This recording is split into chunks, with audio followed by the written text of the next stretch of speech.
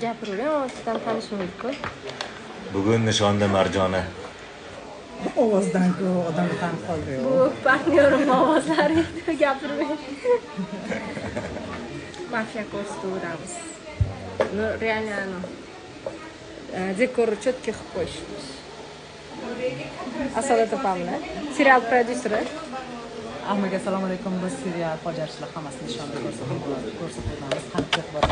Sizlar bilmayman, birinchi marta.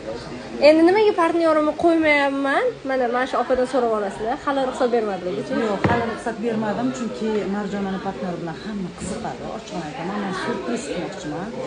Aytib o'taman, Davron Star emas, Sarvar Isayev emas, yangi partnyor va portlaganda o'zlariz ko'rib olasizlar.